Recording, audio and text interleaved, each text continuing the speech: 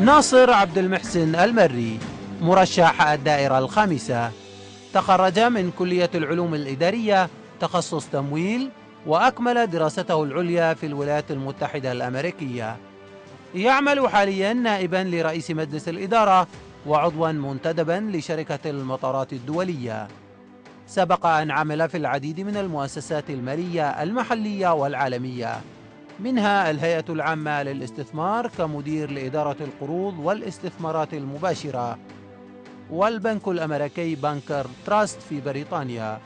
وقد شارك في رئاسة وعضوية العديد من مجالس الإدارات المحلية والأجنبية، كما شارك في العديد من البرامج التدريبية المتخصصة في جامعة هارفارد وسيتي بانك وبنك تشيز مانهاتن والبنك الهولندي ANZ والبنك البريطاني HSBC والبنك الإسلامي للتنمية ومعهد الدراسات المصرفية والعديد من الدورات المتخصصة.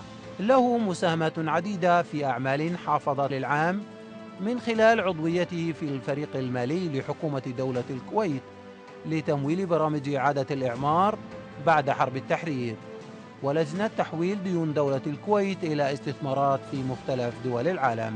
كان من أبرز المتطوعين مع الجيش البريطاني في حرب تحرير دولة الكويت، وقد منح رتبة ملازم أول متطوع، وحصل على وسام التحرير من المغفور له الشيخ جابر الأحمد الجابر الصباح وخادم الحرمين الملك فهد بن عبد العزيز والأمير سلطان بن عبد العزيز وملكة بريطانيا الملكة اليزابيث.